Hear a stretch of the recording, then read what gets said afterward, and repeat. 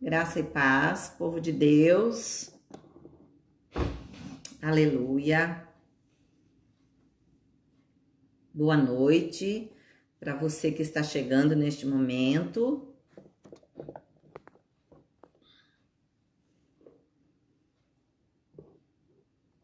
Dentro de mais uns minutinhos, vamos iniciar a nossa live.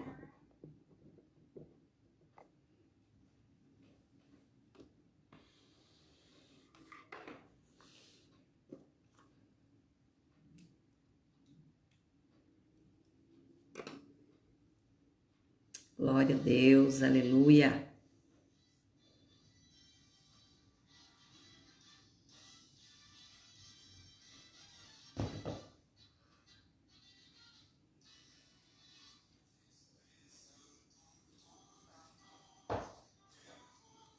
Bem-vindo você que já está conosco.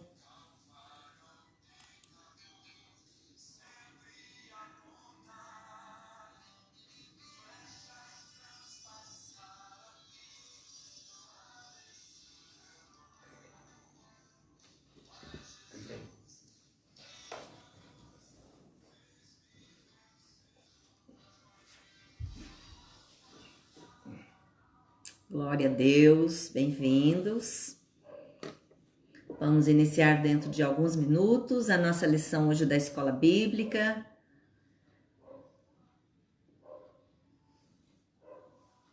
Aleluia. Você que tem o seu pedido de oração, pode ir postando neste momento, aproveitando esse tempo.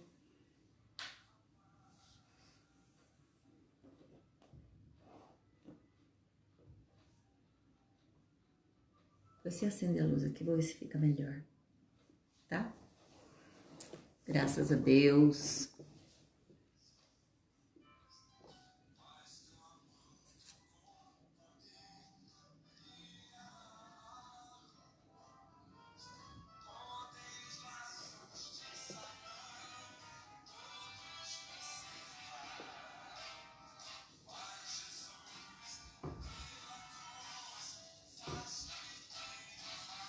Amém.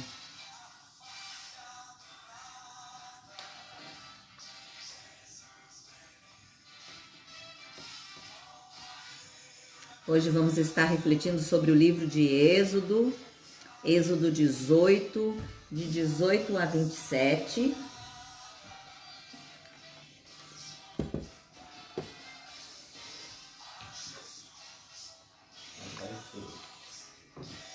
Glória a Deus.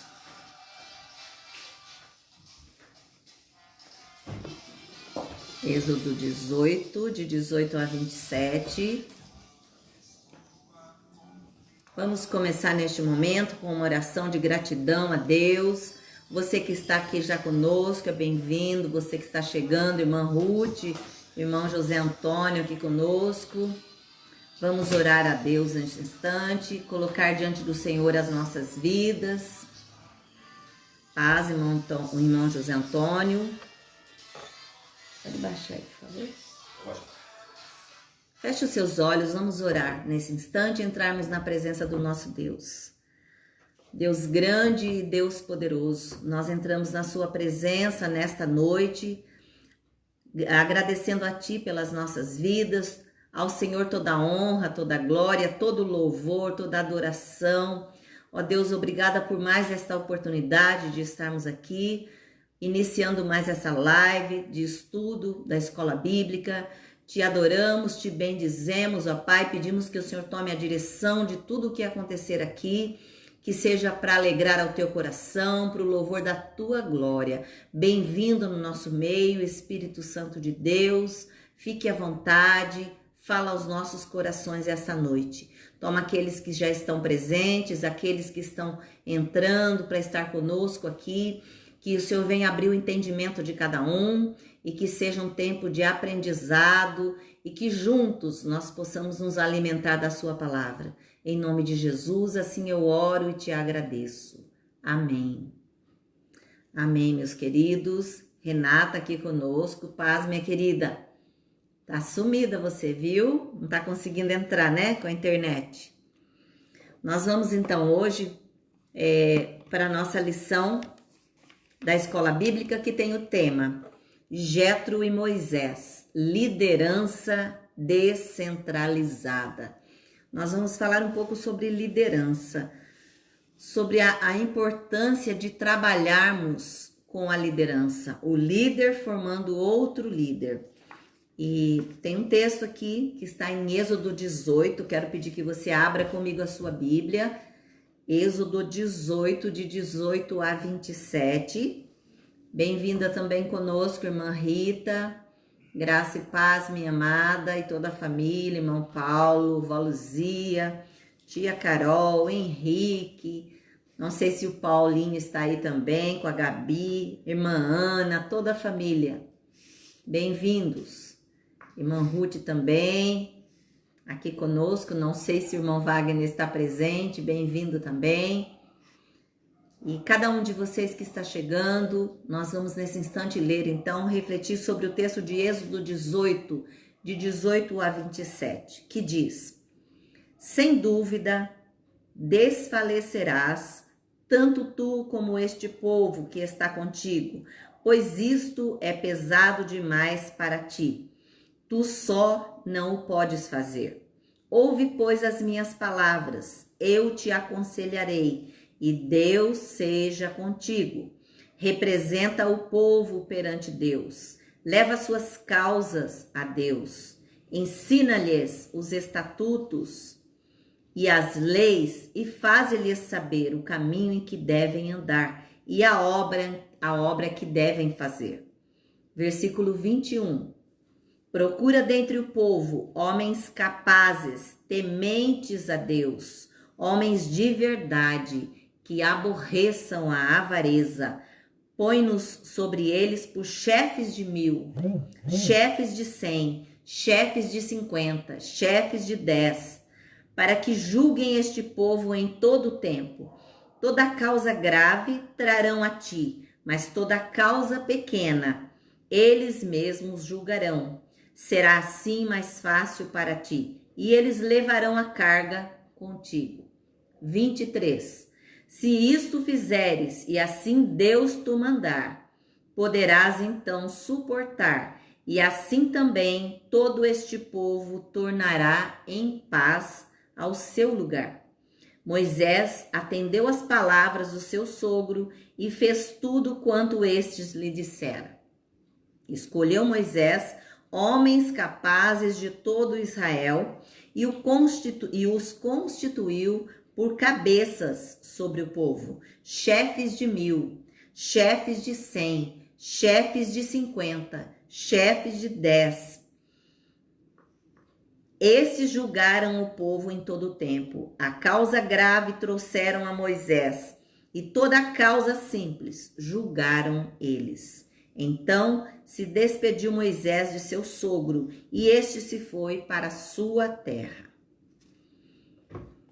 Nesse texto, nesses textos, nós vamos ver um pouco sobre o relacionamento de Jetro e Moisés, o comportamento de cada um, a diferença nesse comportamento, mas principalmente o aprendizado que houve ali no decorrer do relacionamento de Jetro com Moisés, do sogro Jetro com o genro Moisés. Bem-vinda aqui conosco também, irmã Elvira, amada. Pastora Saide, lá de Manaus, bem-vinda. Catherine também, lá de Americana, bem-vinda, querida, paz do Senhor. Então, nós vamos refletir um pouco hoje sobre a liderança descentralizada. Talvez você vá avaliar alguns líderes que você tem no decorrer da sua vida, no seu trabalho, até na escola, se tiver alguém aqui do grupo que estuda ou que está atuando dentro da escola, como nós temos professores aqui. Só que eu sei, tem 2 pedagogas aqui. E é um tempo, então, de nós verificarmos a diferença entre eles. E nesse texto de Êxodo 18, de 18 a 25, nós vemos que Jetro aconselha Moisés sobre o perigo da sobrecarga. ele alerta Moisés sobre o perigo da sobrecarga. Por quê? Porque Moisés era aquele que fazia tudo, era aquele que chutava pro gol e ia lá defender. Moisés era bem assim, tinha bem esse comportamento. E ele pede a Moisés que ele represente o povo e que ele leve até a Deus a necessidade desse povo. Então Moisés estava sendo levantado ali como representante do povo. Moisés foi aquele em que o Senhor trabalhou para tirar o povo do Egito, levar o povo até a terra prometida.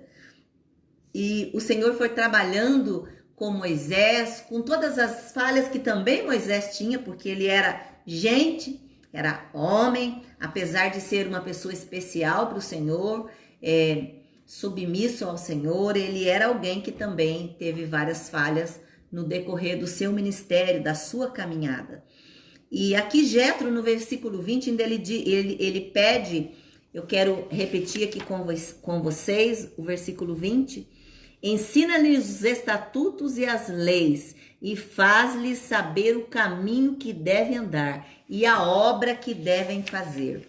Então Moisés, aqui, através do sogro, que ele era direcionado ali nesse instante, o sogro diz a ele, ensina para o povo o conhecimento das leis, dos decretos, e mostra-lhes como eles devem agir dentro da lei, dentro daquilo que eles precisam aprender para fazer a coisa certa, para caminhar certo. E ele sugere que Moisés delegue parte do seu trabalho. Moisés tinha uma missão muito ampla. Moisés tinha uma missão que consumia o seu tempo, que consumia horas, dias, noites do seu trabalho. Então era aquele que começava de manhã e até a noite, o tempo todo, com atividade intensa. E talvez você pense assim, eu conheço gente assim, que tem uma atividade intensa. E aqui Jetro procurava alertar a Moisés que isso acarreta sobrecarga, e a sobrecarga certamente acarreta doenças emocionais, doenças que afetam até o físico, doenças que vão fragilizando as nossas vidas. Então Jetro, neste momento, começa a trabalhar com Moisés. Ele conviveu com Moisés por 40 anos como sogro dele ali, e orientando a ele. E houve um aprendizado que a gente vai falar no decorrer da lição, que às vezes nós não entendemos que somos insubstituíveis. Nos sentimos insubstituíveis. Não, o que eu faço, ninguém pode fazer. Aquilo que eu faço na igreja, a obra de Deus feita por mim, o trabalho que eu realizo, não pode ser substituído jamais por outra pessoa. Eu me lembro que antes de conhecer Jesus, eu já usava muito essa frase: ninguém é insubstituível. Então, outras pessoas precisam irem sendo levantadas no decorrer da nossa vida, do nosso ministério. Nós precisamos levantar substitutos, até porque ninguém é eterno. Vai chegar um momento que vai haver uma substituição. E quem vai ficar ali? E nós precisamos entender e compartilharmos o nosso trabalho, compartilhar com o outro aquilo que está gerando em mim sobrecarga. O líder tem muito disso, o pastor tem muito disso, de querer fazer tudo, de cercar de tudo, de querer ter o domínio de tudo nas suas mãos. E isso não é bênção, por quê? Porque ele se sobrecarrega, porque ele não compartilha com o outro, e isso faz com que ele impeça o outro de crescer, que ele impeça o outro de avançar, de aprender, de colocar os seus talentos ali para serem desenvolvidos também. E Moisés, ele se sentiu aliviado quando ele aprendeu a delegar, ele aprendeu a compartilhar com o outro uma necessidade, e ele deu às outras pessoas do grupo que ele estava ali conduzindo a oportunidade de crescer, de aprender, de mostrar que elas também tinham talentos. E muitas vezes as pessoas não nos permitem crescer. Eu passei por algumas experiências na vida de pessoas que conviviam comigo e não me davam oportunidade, às vezes, de avançar, de crescer, de amadurecer. E isso me fazia muito mal. Por quê? Porque eu começava a me sentir incapaz. Eu começava a me sentir sem capacidade de mudar de vida, de crescer na fé, de amadurecer, de desenvolver melhor o meu trabalho, no meu trabalho secular, na minha vida, no meu ministério. Então, é muito difícil lidar com pessoas que centralizam tudo para si. E nós vamos ver aqui que esse mês a gente vai estar falando muito sobre isso, sobre os modelos bíblicos de liderança. Então, a nossa revista está citando muito sobre modelos bíblicos de liderança. Saudando bem-vinda aqui também a Fernanda. Fer, bem-vinda aqui conosco. Pastora Saide fez um comentário aqui. Precisamos aprender a delegar, não podemos fazer tudo. Outros precisam aprender. É verdade. E as pessoas só aprendem quando o líder dá a oportunidade para que ela aprenda. Importante, pastora Saide. E a liderança segura, dentro da família, da igreja, da sociedade, ela precisa estar envolvida numa legislação bíblica. A Bíblia cobre, a Bíblia orienta, a Bíblia instrui a liderança. Então, nós, como líderes, precisamos buscar sabedoria em Deus para conduzir os liderados. Por quê? Porque eles serão futuros líderes. Eu nunca esqueço de uma vez que a gente estava numa reunião de liderança e uma pessoa da equipe de liderança chegou e apontou para toda a equipe e foi falando: você é líder, você não é líder, você nunca vai ser líder. Então ela dizia assim: o líder já nasce feito. E nós sabemos que não é bem assim. O líder, ele vai sendo trabalhado, ele vai sendo desenvolvido, mas é preciso que esse líder tenha a oportunidade de crescer, que esse líder esteja sendo moldado. Então é importante isso. E essa pessoa foi citando, e ela falava para as pessoas: você é líder, você não, você nunca vai ser. E assim, a forma como ela ia expressando esse sentimento e essas palavras soavam muito forte. Ela fez isso na frente dos líderes de toda a igreja. E soava muito forte, por quê? Porque as pessoas ficavam assim assustadas, umas muito decepcionadas, muito frustradas com uma palavra daquela. Porque certamente isso mata a sua fé, mata o seu sonho. Espera aí, então eu não sirvo para ser líder, o que eu estou fazendo aqui nessa equipe de liderança? E nós precisamos ir pedindo sabedoria de Deus para que Ele vá moldando a vida do líder e que o líder tenha esse entendimento para indo trabalhando a cada dia com a sua vida na vida do liderado, que certamente são futuros líderes também. Até porque era assim que Jesus trabalhava. Era dessa forma que Jesus agia. E ele expressava, através das suas ações, as oportunidades de envolver a cada um. Assim ele fez com o próprio Moisés. E vamos falar então de liderança nesse mês todinho, da liderança bíblica, de modelos bíblicos de liderança, da figura do líder, que é muito importante. E tem uma citação aqui de John Haggai, ele cita na obra: seja um líder de verdade, que a liderança, o esforço do líder dentro do grupo. E o líder, ele tem que estar no grupo para motivar o grupo a atingir metas. Ele precisa motivar o grupo a crescer, a despertar o grupo com interesse de aprender mais, de se desenvolver mais. Então, essa é a missão do líder, de motivador, de levar aqueles que estão debaixo da sua liderança a alcançar metas. Eu falo muito na igreja: você precisa ter metas, você precisa ter alvos, você precisa saber onde você quer chegar, o que você quer para a sua vida pessoal, o que você quer para o seu ministério. Porque se nós caminharmos sem metas, sem alvos, nós certamente vamos ficar sem direção. Não temos um alvo, não sabemos onde queremos chegar. Então é importante, nós precisamos focar nisso, motivando aqueles que estão debaixo da nossa liderança, para, na realidade, atendermos a necessidade de todo mundo como um grupo, como um corpo ali presente. Então, o importante é atender a necessidade do grupo. Qual é a necessidade do grupo que está conosco? Será que você, pastor, que está aqui, tem alguns pastores, pastor Isaac, bem-vindo, a pastora Saide, que também já está conosco. Será que você tem buscado atingir o seu grupo? Aqueles a quem você tem liderado? Isso é importante demais. E o Senhor dizendo, lá em Ezequiel 22:30, que ele procurou intercessores, aqueles que se colocassem na brecha. Se colocar na brecha pelo outro é interceder pelo outro. É orar pelo pecado do outro, para que o Senhor venha curar, venha restaurar.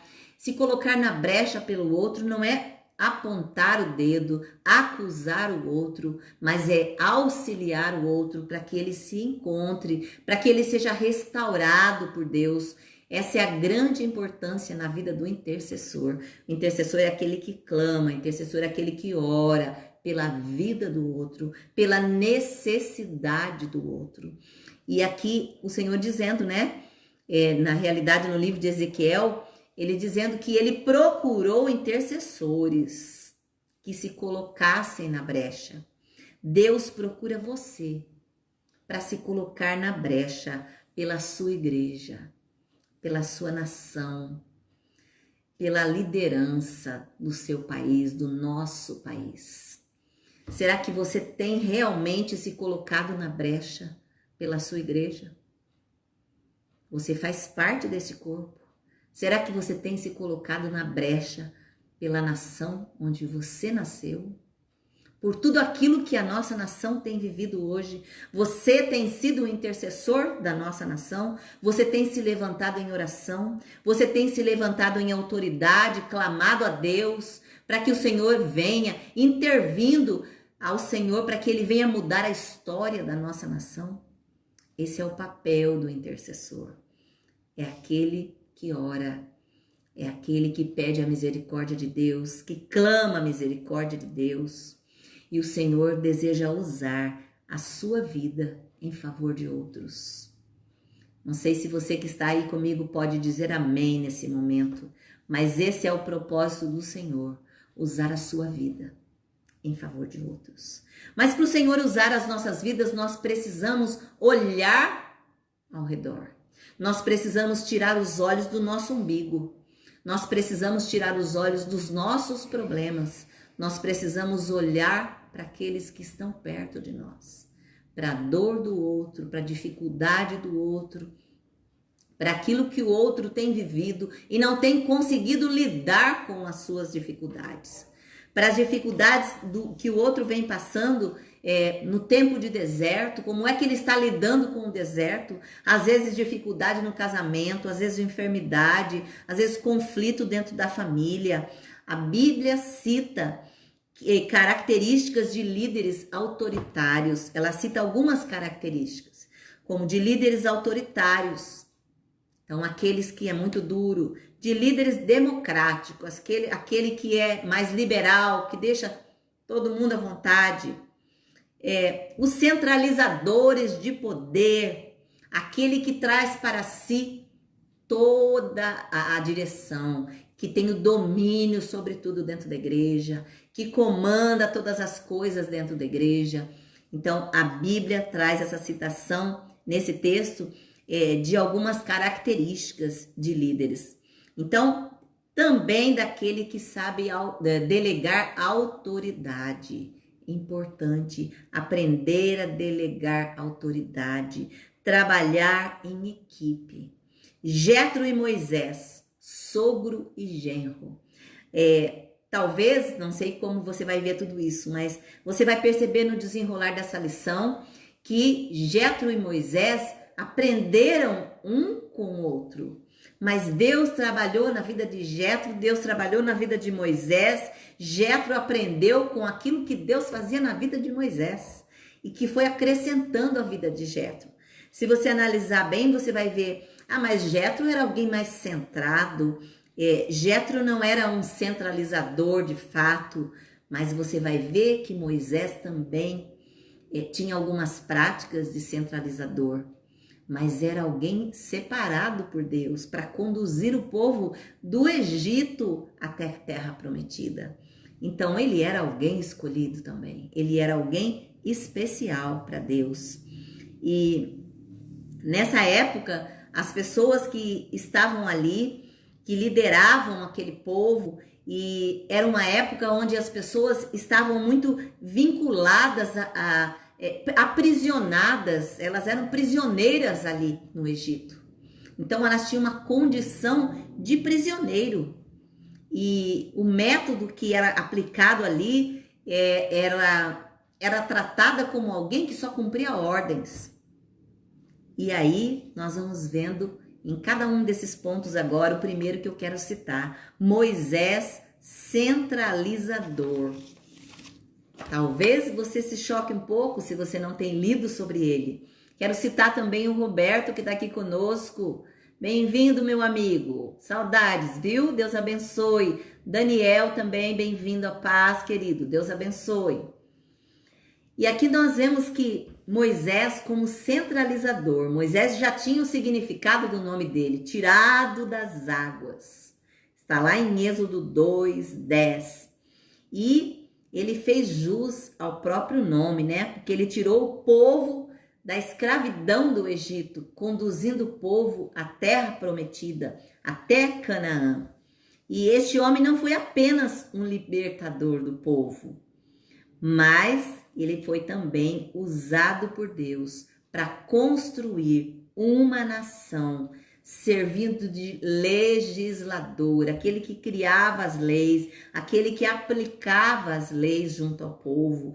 Então Moisés foi sendo conduzido por Deus para cuidar daquele grupo, daquele povo, que não eram poucos, provindo ainda de uma longa escravidão, aquele povo que viveu escravo por 400 anos, na geração que saiu do Egito e que estava desorganizada, perdida socialmente, politicamente, aquela pessoa que era condicionada a fazer aquilo que era ordenado a ela.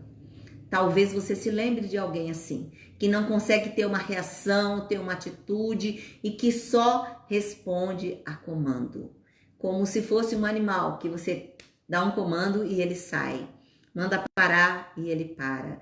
O povo do Egito era um povo escravizado, literalmente escravizado. E aí eles passaram por essa escravidão que afetou totalmente a vida deles, a vida política, a vida social daquele povo. E até nesse particular nós podemos ver a mão de Deus conduzindo os detalhes de fato que antecederam a saída do povo do Egito para Canaã. Nós vemos aqui que o Senhor foi preparando a Moisés, preparando a saída daquele povo. Você vê que o povo não ficou fazendo malas, nós vamos sair daqui a um mês. As coisas foram muito corridas ali. Mas o Senhor foi direcionando Moisés a conduzir aquele povo. E o texto sagrado, a Bíblia diz que Moisés foi educado com toda a ciência do povo egípcio. Moisés, na realidade, ele foi alguém que Deus usou para cuidar, para preparar a outros líderes. Deus levantou a vida de Moisés também para preparar a outros. Mas como é que Deus preparava Moisés para preparar a outros? Deus acrescentava Moisés, Deus lapidava Moisés, Deus moldava a vida de Moisés para que ele pudesse levantar a outros líderes. E no texto de Deuteronômio 34:10 diz: nunca mais se levantou em Israel profeta algum como Moisés, com quem o Senhor houvesse tratado face a face. E com Moisés era assim, o Senhor falava diretamente com ele. O Senhor dava o comando a Moisés. O Senhor orientava e Moisés fazia. E tem um ponto aqui ainda que cita, que talvez por conta da herança da escravista daquele povo, do nível de escravidão que aquele povo vivia no início da nação, aquele povo não tinha muito interesse em crescer, em aprender. Às vezes você pode olhar para alguém e pensar assim: poxa, eu tenho investido tanto na vida dessa pessoa, eu quero falar de Jesus para ela, eu quero envolvê-la no ministério, mas eu não vejo interesse dessa pessoa. E ali, no meio daquele povo, eles já tinham essa herança, e era essa herança escravizadora, que tirava desse povo o estímulo, que tirava desse povo o desejo de crescer, de ter, de aprender, de conseguir crescer no ministério, de conseguir avançar na sua vida ali. Por quê? Porque eles eram condicionados a fazer o que era o comando. E quem sabe, Moisés criou com isso até um pouco de egoísmo. Como ele viu que o povo não se interessava muito, não investia muito, ele foi ficando tudo para ele. E na realidade, mostrando que ele era capaz de coordenar todo aquele povo, que ele tinha inteligência para fazer tudo, para cuidar de todo mundo. Então, foi despertando nele até um certo sentimento egoísta em relação a isso. E na realidade, isso foi contribuindo para que ele centralizasse nele a liderança. Porque já que não havia interesse por parte das pessoas, porque realmente, às vezes você está no meio da igreja, você está envolvendo a igreja, mas a pessoa não responde a participar, a pessoa ela não sinaliza que ela quer fazer algo, ela não sinaliza que ela pode fazer algo para ajudar. Quando você tenta fazer alguma coisa com ela, ela trava, ela cria uma barreira, ela não permite que você venha atribuir uma missão. E era isso que acontecia com Moisés. E isso fazia com que Moisés centralizasse tudo nele. Já que o povo não quer, eu vou fazendo eu mesmo. E aí ele acabava que centralizava tudo em cima de si.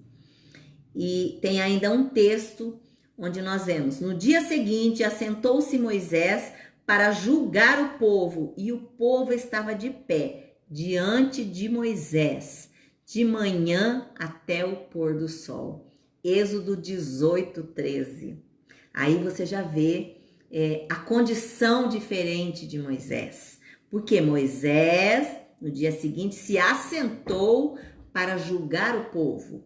E o povo era aquele povo que ficava desde cedo até o sol se pôr, esperando que as situações fossem julgadas, que cada causa fosse julgada por Moisés.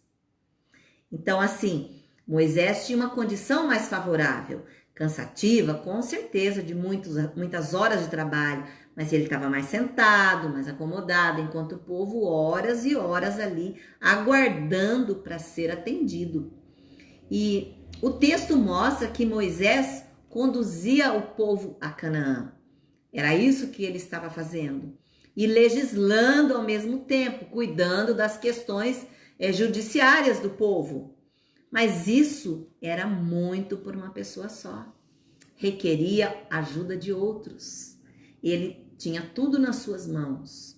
Ele centralizava tudo nas suas mãos. Cada decisão que ele tinha que tomar, era ele que tinha que tomar. Não tinha outra pessoa. Era ele que julgava a todo mundo. E de manhã até a noite, arduamente, ele atuava. E além disso, havia, como é normal, o desgaste do próprio povo, que passava o dia inteiro em pé. Imagina, no sol, na chuva. Não é como hoje que você vai até na igreja, a maioria das igrejas hoje, estofados, as cadeiras com ar-condicionado, com ventilador, com água gelada. Aquele povo ficava lá no relento, esperando a oportunidade para que a sua causa fosse julgada. Imagina a multidão de pessoas que se acomodava ali, aguardando um tempo para ter a solução dos seus problemas, para que as causas que eles estavam ali tentando resolver fossem julgadas por Moisés. Portanto, esse tipo de liderança concentra a responsabilidade na mão de uma única pessoa. O comando fica na mão de um, centraliza tudo na mão do líder. E a liderança centralizada de Moisés encontra adeptos em muitos obreiros ainda hoje. Ainda hoje nós vemos muitas igrejas onde você está ali para se submeter ao comando do pastor. Ele fala e o povo obedece. E nós sabemos que servir a Deus não é isso. Nós precisamos ouvir a igreja, ouvir a necessidade da igreja, ouvir a necessidade do grupo que está ali, saber o que é que o grupo pensa a respeito daquilo, porque às vezes a gente vem e com uma decisão nossa, claro que o Senhor fala com o líder da igreja, direciona, mas às vezes nós tomamos decisões e trazemos para a igreja sem entender como direção de Deus e comunicamos à igreja que a partir de agora vai ser assim e acabou-se. Então nós precisamos também dar oportunidade da igreja participar de decisões. É claro que existem comandos que vêm da liderança, que o pastor precisa dar, porque ele é orientado por Deus para isso, especialmente na parte espiritual. Aquele medo que se tem de delegar responsabilidades. Existem muitos que têm medo de delegar ao outro responsabilidades. Por quê? Porque eu vou ser cobrado pelo outro, porque eu vou ser questionado. E aí aquele pastor que faz tudo na igreja. Eu até sublinhei aqui para falar para vocês. É o pastor que dirige o culto, que canta, que ora, que dá testemunho, que prega, que dirige a sede, que dirige a congregação, que faz aconselhamento, cuida da secretaria, administra a igreja. Tudo ele faz. Rege coral, tudo é o pastor. E aí, o que acontece? Ele acaba criando ali uma insegurança no meio do povo, porque ninguém ousa falar nada. Ele que tem o comando de tudo, ele centraliza tudo nas suas mãos, ele que resolve todas as situações. Então essa liderança, ela gera insegurança pastoral. Porque ela revela desconfiança.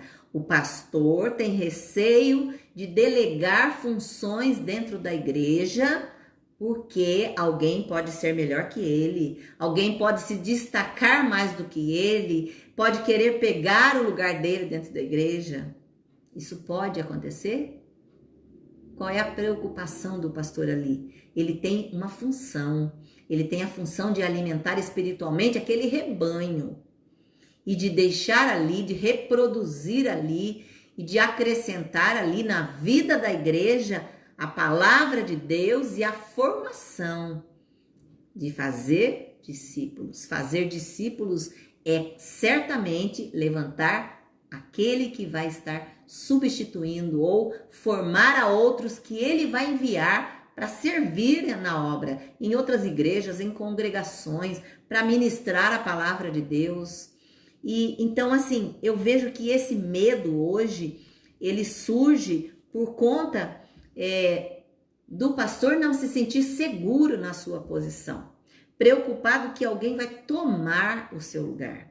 Nós precisamos entender como líderes que estamos ali debaixo da direção de Deus. Ele põe, ele tira. É importante lembrar disso, que é o Senhor quem levanta líder e é o Senhor quem destitui também. Então eu não posso me esquecer que a direção de tudo ali dentro da obra de Deus, do corpo de Cristo, precisa estar nas mãos do Mestre, do Senhor Deus. Saudando bem-vinda também a Soraya aqui conosco. Bem, eu falei de Moisés, o centralizador, agora eu vou falar de Jetro, o descentralizador, do Jetro, que é o sogro de Moisés. A Bíblia cita pouca coisa a respeito de Jetro, e ela informa um pouco que ele foi um sacerdote em Midian, pai de Zípora, né? Que foi a mulher que Moisés se casou. Quanto ao seu caráter, a Bíblia fala pouco, fala que ele era um adorador de Javé Tem até um texto em Êxodo 18:10 que diz: Bendito seja o Senhor que vos livrou das mãos dos egípcios e da mão do faraó. E o texto ainda de Êxodo 18:9 fala que Moisés disse a Jetro tudo aquilo que Deus fizera na vida dele. E aí, o que aconteceu? Ele mostrou para Jetro que o Senhor era o Deus maior de todos os outros deuses. Não existia nenhum Deus igual a ele. E o que é mais importante? A própria fala de Moisés para com Jetro ia transmitindo aquilo que Deus ia ensinando a Moisés. Então, Jetro ia observando a vida de Moisés, o trabalhar de Deus dirigindo a vida de Moisés, e ele ia ali só absorvendo tudo aquilo. E o Senhor, e Moisés mostrando a ele que o Senhor Deus, o Deus de Moisés, era o único que era soberano sobre todas as coisas. E aquilo foi enchendo a Jetro de amor por esse Deus, de desejo de se envolver mais com ele. E eu vou dizer para você, Jetro, sogro, Moisés, genro, você há de convir comigo que não é fácil falar do amor de Deus para nossa família. É um grande desafio falarmos do amor de Deus para nossa família. E por isso nós precisamos viver o amor de Deus mais do que falar. Testemunhar mais do que falar. As nossas atitudes precisam falar mais do que as nossas palavras. Porque às vezes nós estamos muito preocupados de falar na cabeça dos nossos filhos e dos nossos familiares e esquecemos de ser. E eu já disse muitas vezes que falar da palavra de Deus, decorar a palavra de Deus, qualquer um, até calopsita hoje, o papagaio, se você ensinar, ele faz. Agora eu preciso ser aquilo que eu falo. Eu preciso vestir de fato a camisa como povo de Deus. Eu preciso fazer da palavra de Deus o meu manual de vida. E Jetro foi se enchendo daquilo. Aquilo foi deslumbrando a Jetro. E Moisés revela aqui uma característica que deve dominar o líder, especialmente o cristão, que é aquele que nunca deve estar acima da crítica. O líder acima da crítica é o líder que não aceita a crítica. É o líder que não aceita quando alguém diz para ele, mas você não está correto nessa sua atitude. Mas pastor, não pode ser desse jeito? Eu vejo que a gente tem uma outra alternativa, pastor. Vamos buscar uma mudança. Vamos buscar outra alternativa? Será que nós não encontramos uma outra forma de tomar atitude, essa atitude? Então, o líder cristão, ele nunca pode estar acima da crítica. Ainda mais, nunca rejeitar conselhos. Conselho para mim, imagina, eu sou pastora, não preciso de conselho. Eu já sei tudo que eu vou fazer. Eu já tenho comando de tudo. Tudo que Deus fala para eu fazer, eu faço. Eu só faço o que Deus fala. Não. O líder de fato precisa ser humilde. Assim como Jesus andava em meio aos homens, aos pescadores, andava em meio às crianças. Jesus ensinava com aquilo que ele fazia. Então eu preciso ser humilde e entender quando estou errado e acolher o conselho de alguém, a orientação de alguém.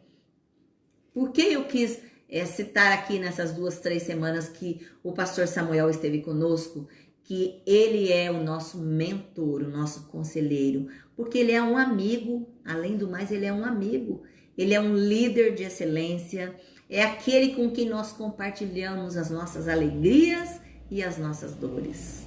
Hoje a gente teve uma conquista abençoada, depois eu vou colocar no grupo da igreja. É importante nós sabermos que tem pessoas que gostam e que amam quando a gente conquista algo de bom. E ele é o grande amigo, o grande mestre, o grande orientador nas nossas vidas. Toda dúvida que nós temos é ele que nos orienta, ele ora por nós. A gente liga qualquer dificuldade, pastor, nós precisamos que o Senhor ore por nós. É importante, ninguém sabe tudo, ninguém tem razão sempre, ninguém está certo sempre. Então eu preciso ser humilde para admitir erros. E Moisés, ele revela a característica do líder dominador.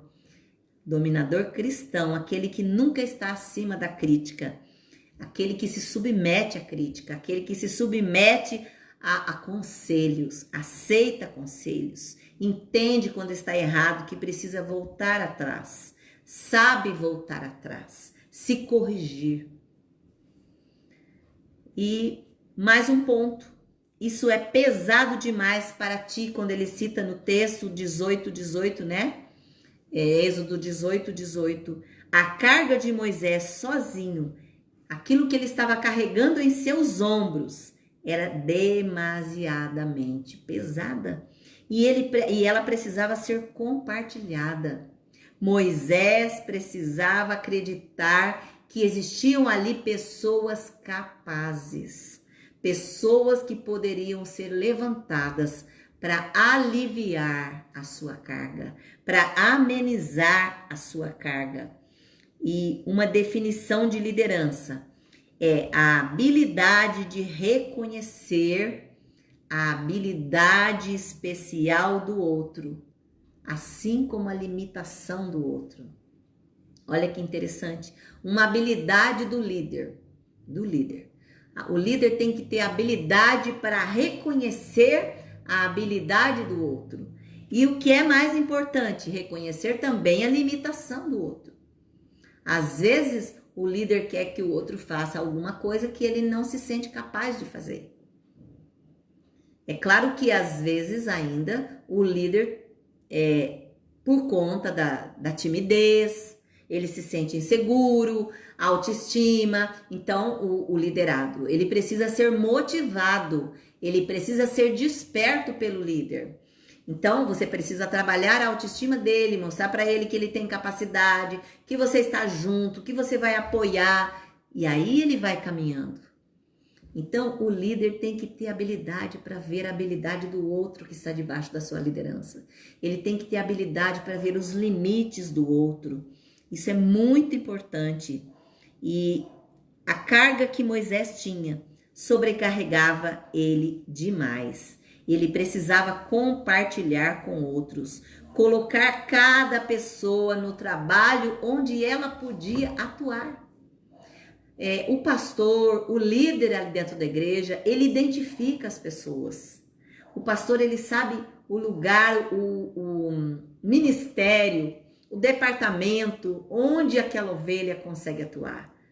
Quais os talentos que ela tem para desenvolver em que área da igreja. Porque é muito importante que você entenda que você tem talentos, que o Senhor te fez dotado de talentos, de capacidade. É que às vezes as pessoas se acomodam muito numa cadeira da igreja porque é mais prático chegar na hora do culto, quando não chegar atrasado, assistir o culto e sair no final do culto e tchau. Não, eu já ouvi a palavra, foi uma bênção, amém, glória a Deus, mas é só isso que eu quero. Então, nós temos mais a dar. Nós temos mais a dar. E precisamos deixar Deus usar a nossa vida. O Senhor trabalhar em nós. O Senhor ministrar nas nossas vidas a vontade dEle. Então, eu preciso, como líder, deixar que a pessoa renda naquele ministério. Que ela progrida, que ela cresça, que ela avance, que ela comece a trazer ideias para o ministério. Nós temos uma pessoa lá na igreja americana que ela não deve estar aqui hoje, não.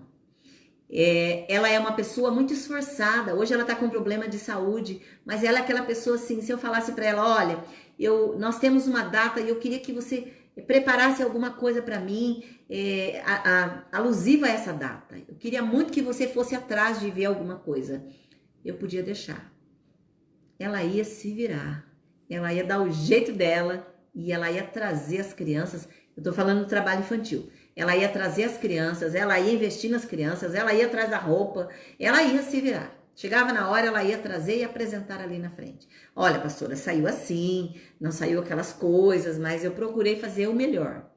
Então, existem pessoas que você precisa ir dando uma ajuda maior para ela, até ela começar a caminhar numa velocidade que ela consiga desenvolver já o seu ministério. Existem pessoas que você fala para ela, olha, eu preciso disso, toma. Entendeu? Então, cada um eu preciso entender, cada líder tem que entender a limitação do outro e até onde você pode exigir do outro.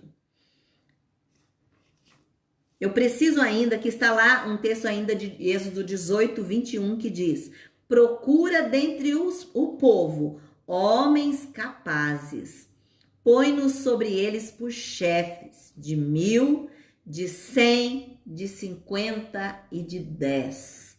Olha a orientação ali. É importante que Moisés estava recebendo. Procure chefe de 1000, de 100, de 50 e de 10. Vai levantando líderes. Vá formando líderes. Os líderes da liderança maior de 1000, depois de 100, de 50 e de 10. Vá formando líderes. Então, é importante demais que haja essa preocupação.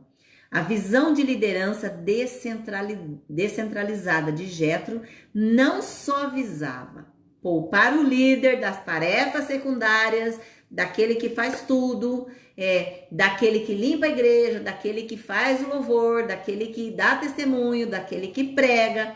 Então, ele tinha muita responsabilidade sobre ele, Moisés. E Jétro queria, na realidade, ensinar a Moisés a agir dessa forma, para que ele não fosse tão, se sobrecarregasse tanto, né? E é o tipo do líder que acaba ficando com risco de doenças, ficando abatido por conta de querer fazer tudo dentro do ministério. Então, tipos de líderes que Moisés queria e deveria formar. Primeiro, homens capazes.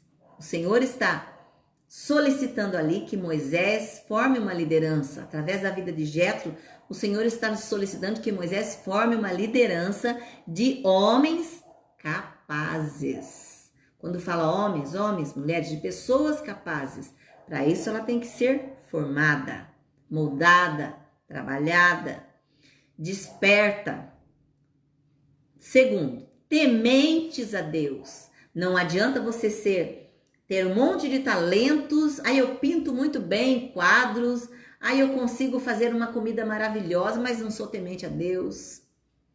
Mas eu faço a coisa física apenas, então eu tenho que ter temor a Deus, pedir a direção de Deus, orar para aquilo que eu vou fazer, qual o projeto que eu vou fazer, o que eu quero fazer no meu ministério, de que forma eu quero fazer. Algumas pessoas me procuraram há um tempo atrás e me diziam, eu quero fazer isso, eu posso fazer isso?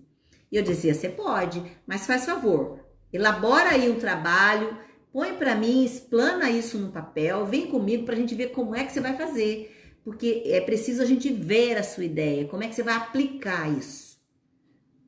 Até hoje, faz uns 2 anos. Então, o que acontece? Nós não podemos trabalhar com aquilo que está na nossa cabeça, nós temos que ter direção. Eu vou fazer isso para alcançar quem? Qual é o propósito disso? Importante nós pensarmos deste modo, nós focarmos deste modo.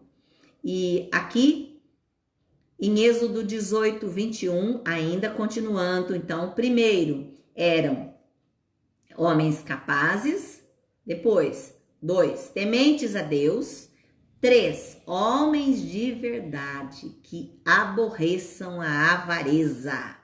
Não é o homem avarento, aquele que só pensa em si, que quer reter tudo, segurar tudo para si. Então, o Senhor quer homens capazes de aborrecer a avareza, de vencer a sua vontade, o seu querer, o pensar somente em reter para si. É importante salientar que a delegação de autoridade foi também um modelo usado na igreja primitiva. E o próprio Jesus exercia isso com esmero, né? Um trabalho que ele foi formando os seus discípulos, os seus 12, e com o decorrer do tempo, os discípulos foram percebendo que ele já não tinha mais tempo. E que eles precisavam levantar a outros e outros e outros, e que o Senhor foi enviando de 2 em 2 e eles foram multiplicando.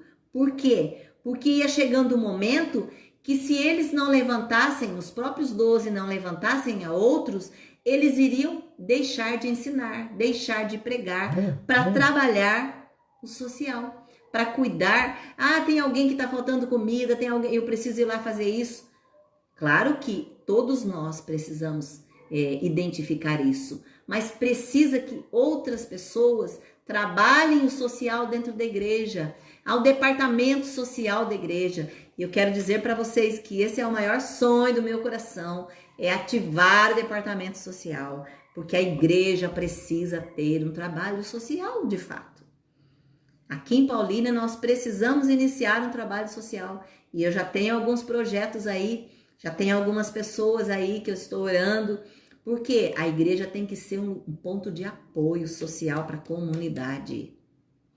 Mas a liderança não pode esquecer da sua função. É aquele que ensina, é aquele que prega a palavra. Levante outros que vão estar apoiando, inclusive o trabalho social.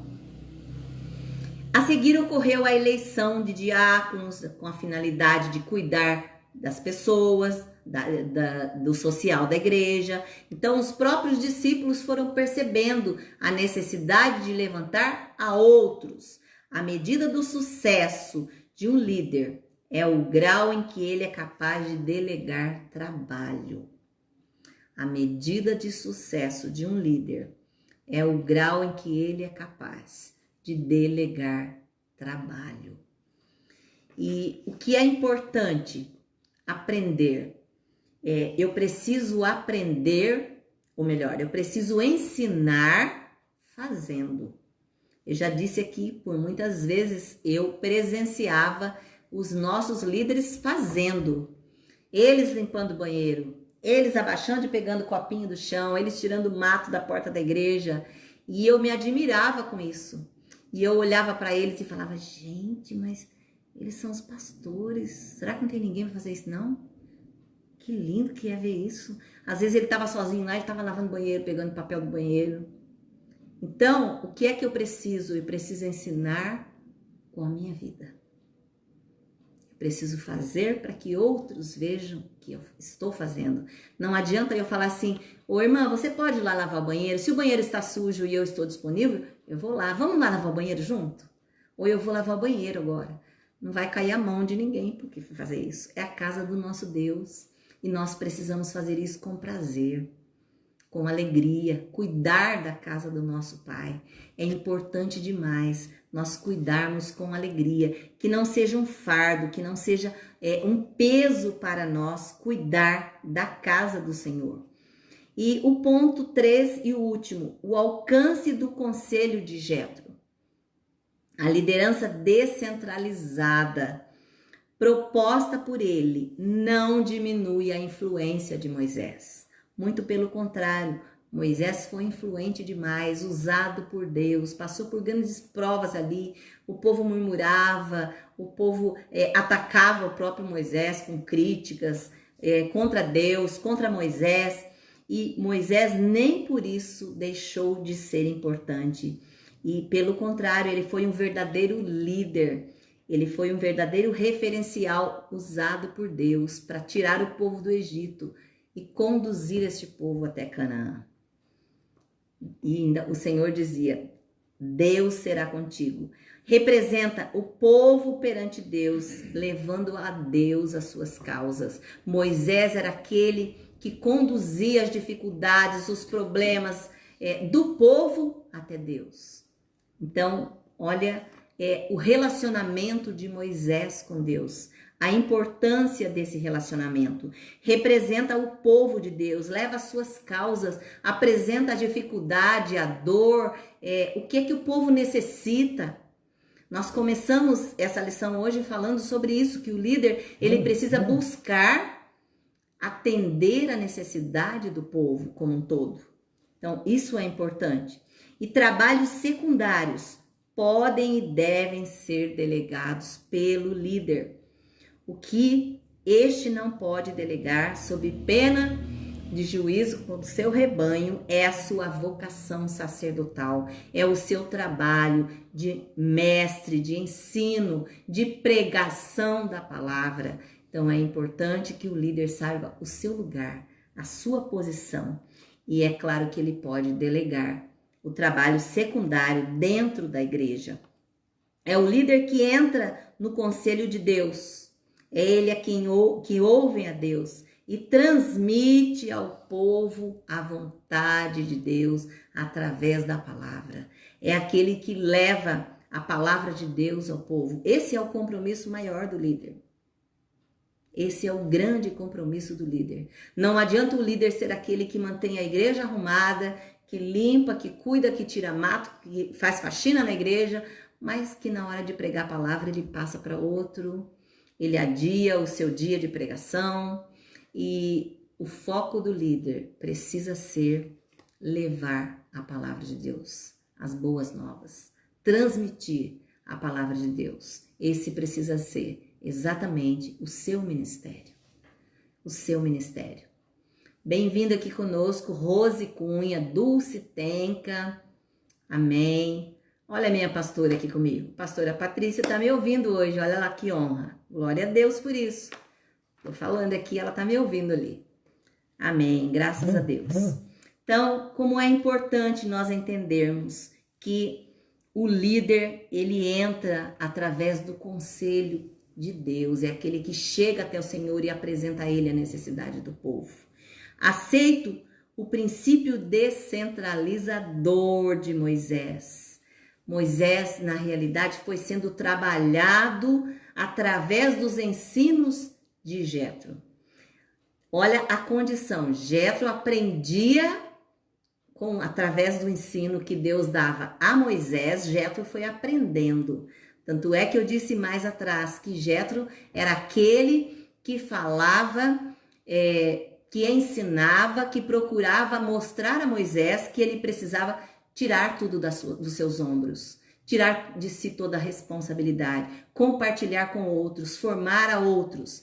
Mas ao mesmo tempo, Jétro observava o tratamento de Deus para com Moisés, o ensino, o investimento dele, muito importante. Moisés imprimiu em Israel um modelo de liderança voltada para o presente, sem se esquecer do futuro. Ele se preocupou com o seu sucesso.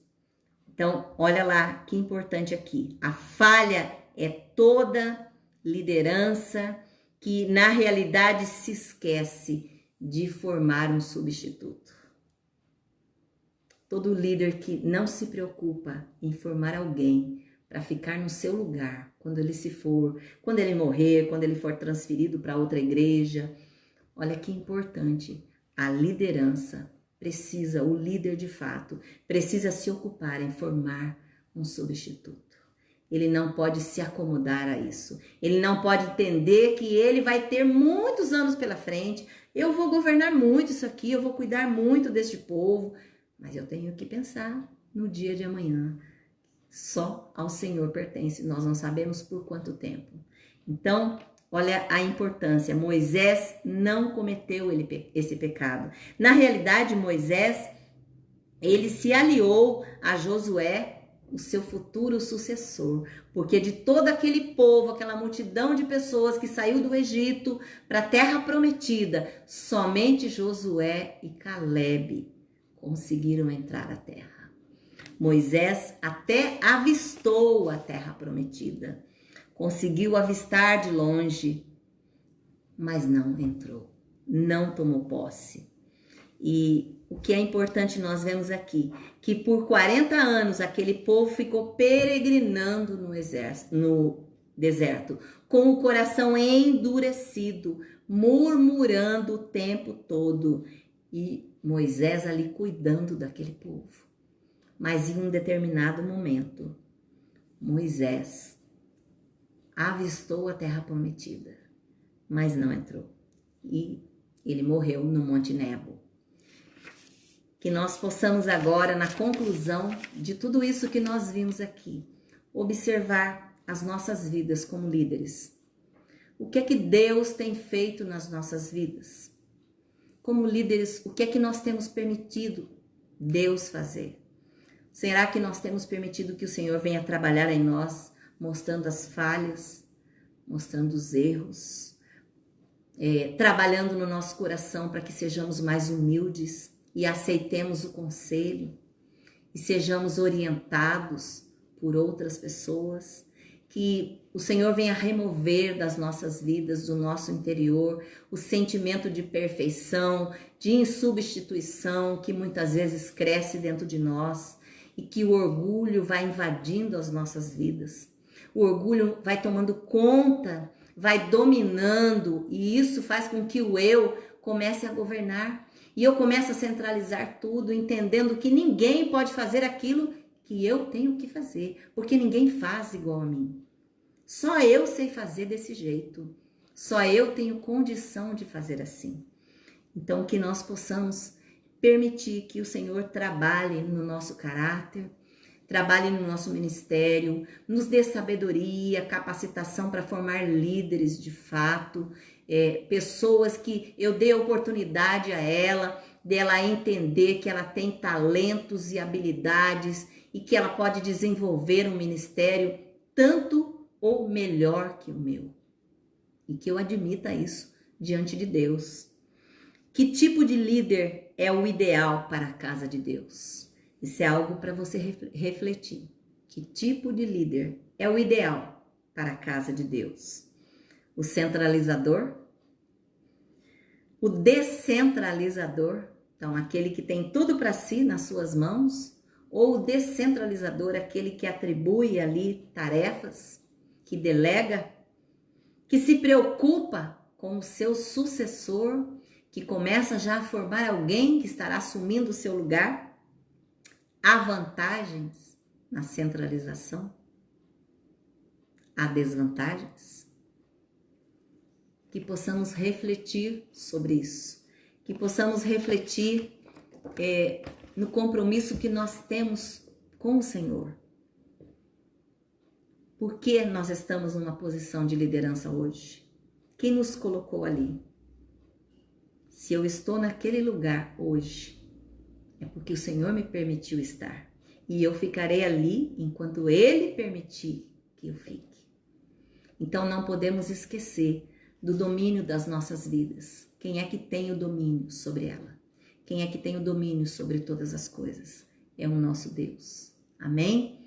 Que você possa refletir sobre isso. E é um tempo também onde você deve refletir sobre o seu ministério.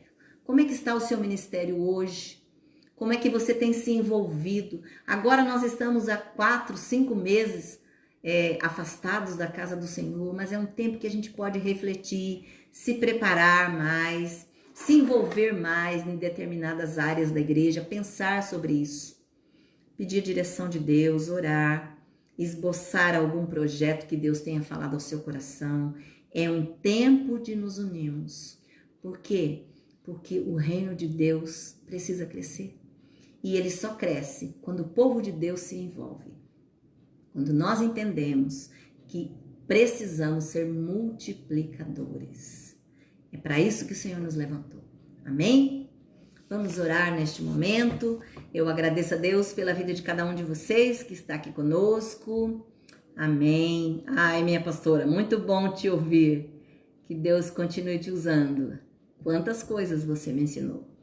Você e o pastor, eu louvo a Deus pela vida de vocês, queridos pastores. Vamos orar ao nosso Deus agora, colocar diante dele as nossas vidas. E eu quero também colocar algumas pessoas que estão com pedidos aqui por conta de enfermidades. Eu vou citar rapidamente a pastora Rosa, nossa querida pastora Rosa, lá de Rio Grande. A pastora Patrícia conhece ela, está numa fase bem difícil de enfermidade, na UTI, passando por momentos de dor, e que você possa estar orando por ela. A Helena, aquela bebê, em tratamento de câncer. O Antônio também, meu tio, em tratamento de câncer. A irmã Ana, que também precisa de um tratamento e de um milagre do Senhor, que o Senhor venha trabalhar cada dia. A Neide, relacionamento, assim como Bruno e Karina, relacionamento. Daniel, que também está aqui conosco, tem estado conosco, bênção demais. Também pedimos oração por ele. O Milton, o José Demércio, que teve agora a amputação do pé essa semana passada. A Madalena, a Elaine do Railton, mais as crianças que estão em recuperação do Covid-19, já estão bem, se recuperando. Elaine e Railton, que são discípulos nossos, nós discipulamos eles lá em São Paulo, em Santo André, e eles estão se recuperando de Covid agora, assim como a Aninha, a Esther e o Samuel. Graças a Deus que já estão bem. Mas temos ainda o Ricardo, que está com suspeita de Covid, nosso vizinho, tio da Helena. Olímpia também com suspeita. E Josiano, irmão da pastora Josiane, que também está com suspeita de Covid. Oremos por essas pessoas, pelos pacientes, demais pacientes que estão hospitalizados, que Deus esteja intervindo ali junto a eles, e por cada um que está envolvido nesse trabalho de recuperação, de cura de cada uma das pessoas. Em nome de Jesus, eu peço que você baixe a sua cabeça agora e junto comigo, vamos interceder por essas pessoas.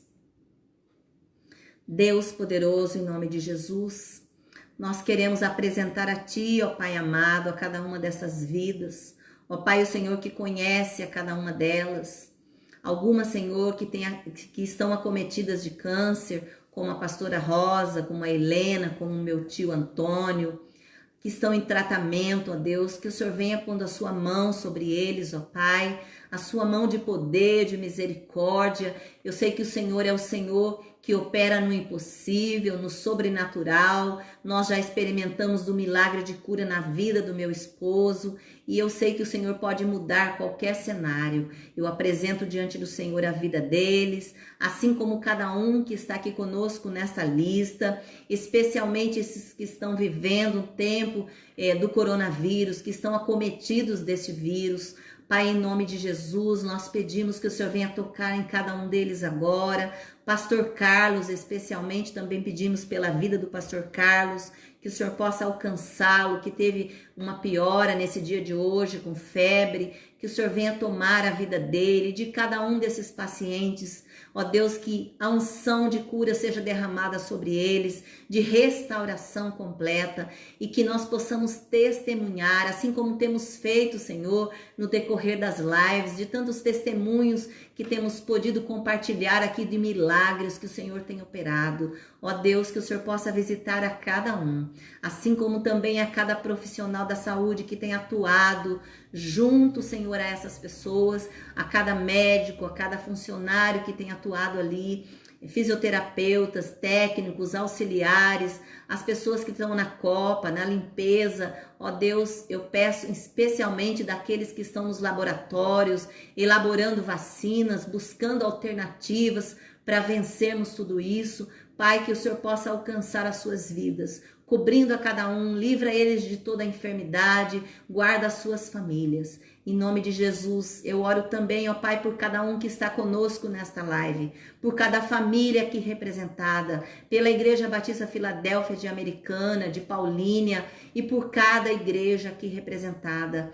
Eu peço a Deus que o Senhor visite os familiares, visite os lares de cada um, visita aqueles que estão enfermos, com depressão, com ansiedade, com dificuldades no relacionamento. Senhor, coloca a sua mão sobre cada causa, Pai, que nós colocamos diante do Senhor, em nome de Jesus, em nome de Jesus. Que a graça do Senhor e a comunhão do Teu Espírito repouse sobre você e a sua casa, em nome de Jesus. Amém. Queridos, um beijo no coração de cada um de vocês. Nos vemos no domingo às 18 horas, na nossa live do Culto da Família. Estaremos retornando novamente com o nosso culto de casais no dia 15 de agosto. Estaremos ministrando novamente para casais. Amém? Deus abençoe você e a sua casa. Um beijo no coração. Obrigada a todos vocês que estão conosco.